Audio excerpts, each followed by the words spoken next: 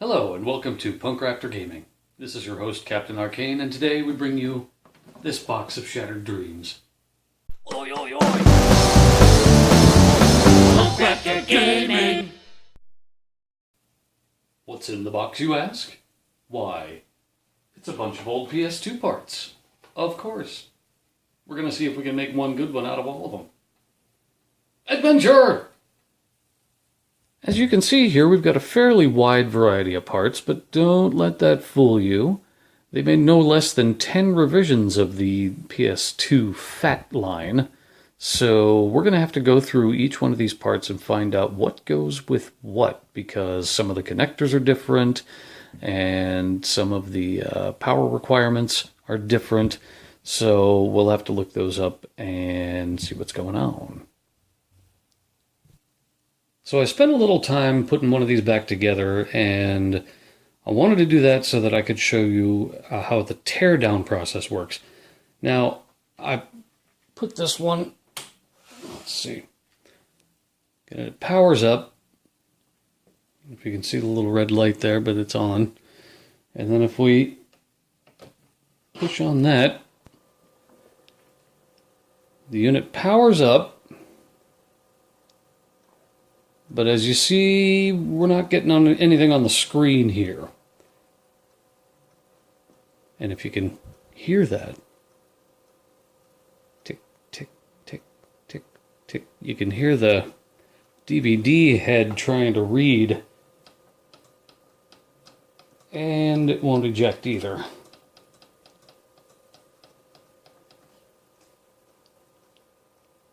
So, I'm going to unplug all this, and then we're going to do the teardown so that you can see how that works. And once that's done, then we're going to go ahead and we're going to figure out, what's wrong with it, and take parts from the other pieces and put one good one together. As far as consoles with optical media go, the PS2 is about as awkward to get into as an all-male review stripping to Jethro Tull. Let me bring you thongs full of wood. Seriously. This is higher level stuff than the sweet little Dreamcast. And it's going to take a hot minute to tear this thing all the way down. But it's important because you could easily screw the pooch on this if you don't pay attention. All these little empty holes you see used to have little rubber feet on them. But they were impertinent, so I crushed them. Also, there used to be screws in here. They're gone. Those reasons are personal, and I'd rather not get into it. Once all the screws and the feet have been banished to the netherworld, you can then begin round one, fight! You can lift the lid forward, as so, and then pull it off this way. This prevents this little bastard from getting pulled out. Depending on which model you have, there may be a few screws around here that you're going to have to remove. I frankly don't care. Take your time, take them out. Everything's good. The big two, well, from there, but that can go anywhere. The big two are going to be back here, which you can't hardly see, and here, which I've already removed. And then this can not come all the way out because it's not going to. The fan cable for this is extremely short and annoying and a pain in my balls. At this point, all the screws are out. You can lift, let's see if I can show you. From the back here, you can lift this with your thumb and pull from the back and up.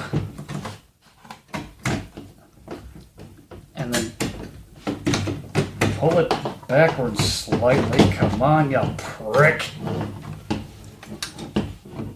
No, I'm an idiot.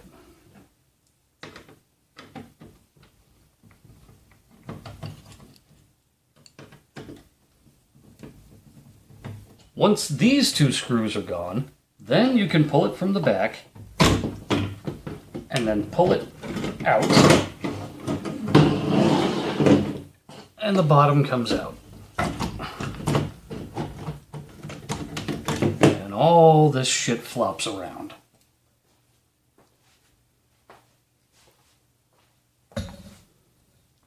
Now over here, where the power connector and the eject button plug in, is an enormous pain in the ass.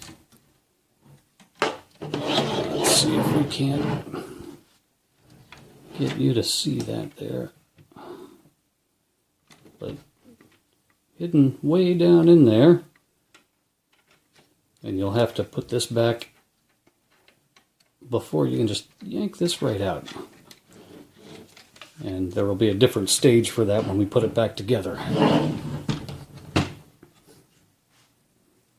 Here's a better view of where those ports are located on the side of the unit there. That's why it's such a pain in the ass to get to them. All that shielding in the way. On the game port here, you're going to see that there's a little flippy right there. Just carefully, very gently, because it's very fragile.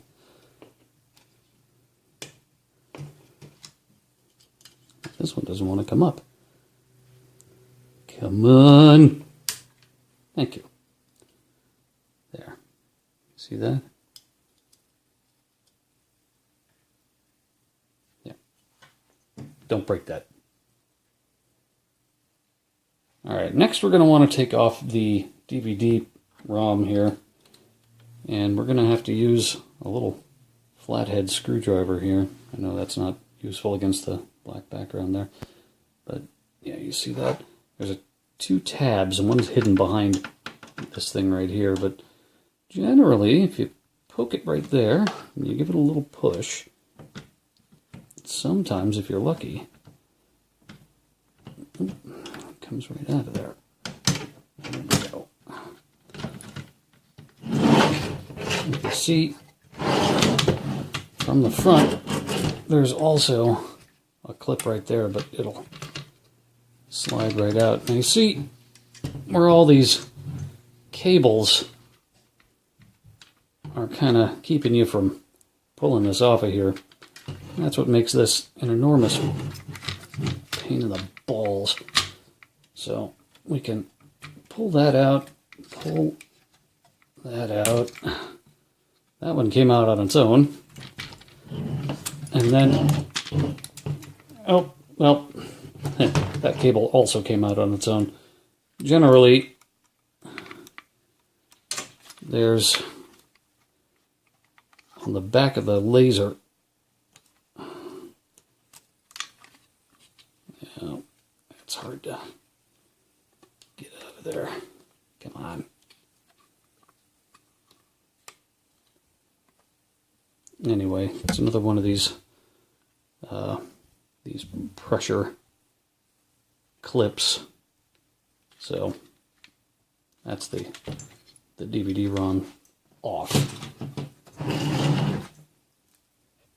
Next is 4 screws. 1, 2, 3, 4. They get out of here real easy.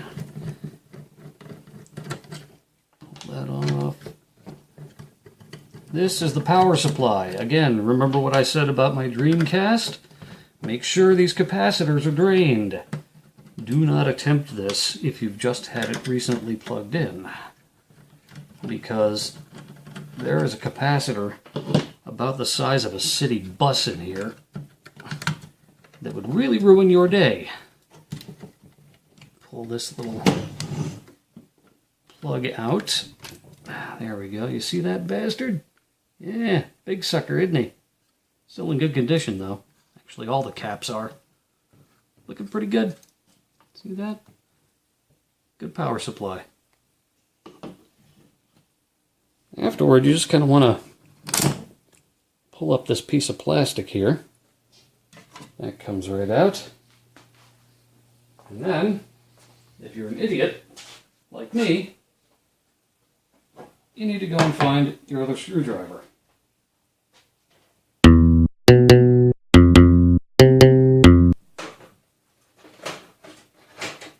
Where the fuck?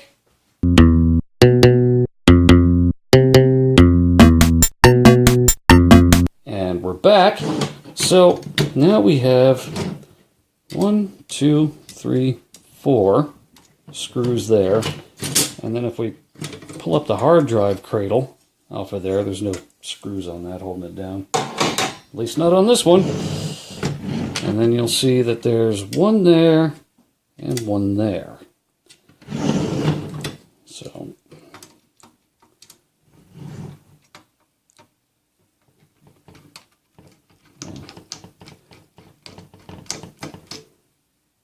pull these off.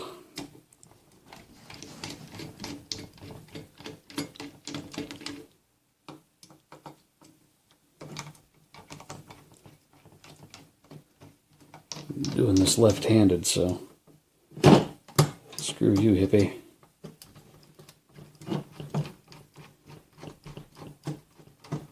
Also, at this stage in the game, this fan, and I mean, these wires here are just minuscule.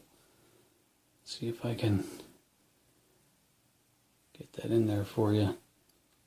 So fragile. Be very careful pulling that out of there. Otherwise you will break it. And then doom. Doom shall befall you. Don't do it. Don't do it. Alright, you know what? You can do that. You can get in there. That would be helpful. And since this is non-magnetic, I like to use that to get those out of there.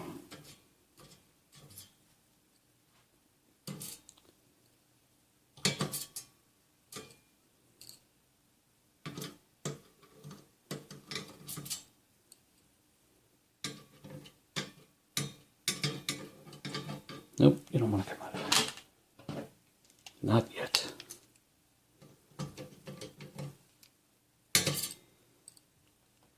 There we go. All right, this, and if this hasn't come off before, it may be sticky because there are some thermal pads under there. But that will bring the bottom of it right off. And there's a thermal pad here, as you can see, and a thermal pad right there. I'm just going to take those off because I know they're going to fall off and we're going to lose them. All right. This also comes right off and will be a little sticky. There we go. Because of this giant thermal pad here that covers those chips over there. And that is our motherboard, which, if you look here, you will see GH022, which makes this, I think, a model 3901, if I'm not mistaken. So, yeah. Alright, that's the teardown. The assembly, of course, is the reverse. So, there you have it.